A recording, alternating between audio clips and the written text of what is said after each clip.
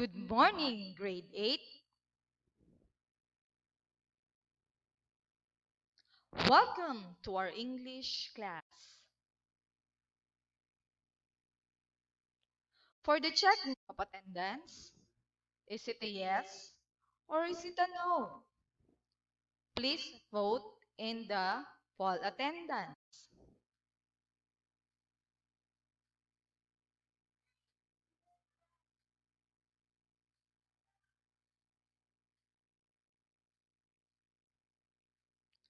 We are already in MELC number 11, Learning Competency, Examine Biases for or Against, made by the author.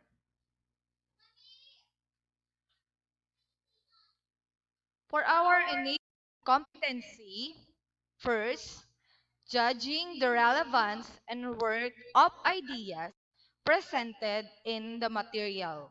Second, determining the issue and stand presented in the material. What would you expect on this lesson? Examine bias against by the author. Against or for.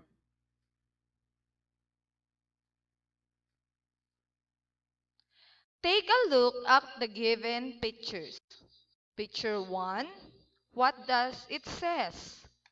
Picture 2, picture 3, picture 4, and picture 5.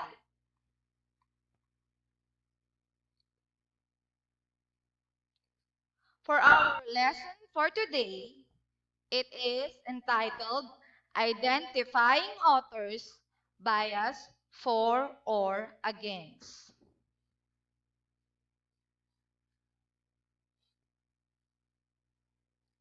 Please do the learning task.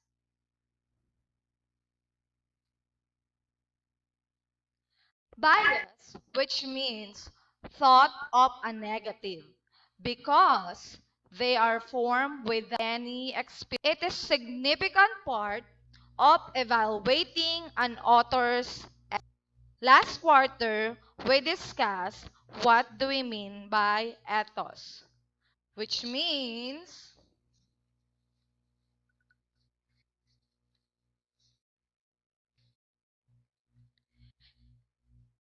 it means convincing the audience that she or he is a credible source and it is worth listening to. There is credibility, meaning what the author is saying is credible or reliable.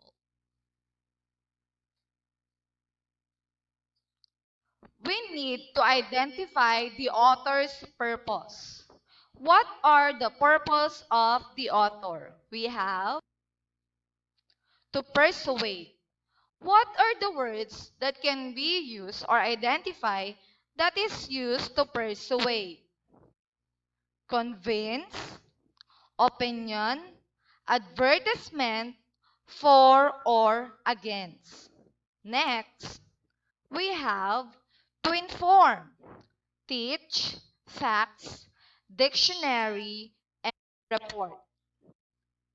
Third, we have to entertain.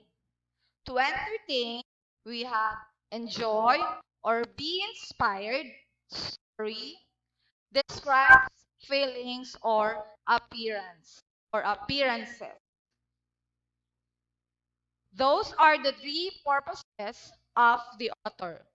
Inform, persuade, and again, inform, persuade, and entertain. So we have here the author's purposes and biases.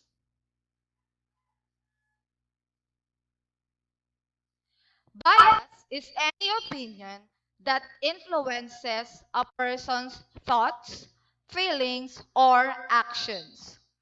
Bias against or bias for something. So we can have two types of bias, whether he or she is against or he or she is biased for something. How to determine what an author's bias?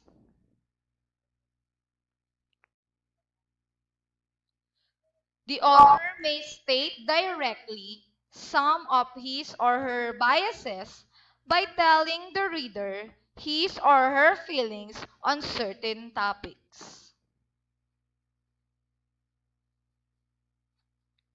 We can have the author's evidence or the author's diction. Are you familiar with connotation and denotation? When we say denotation, it is the meaning coming from the dictionary, while connotation is an implied meaning, wherein you can determine or get the meaning of the word based on the usage in the sentence. Please do the learning task. That's all. Goodbye, class.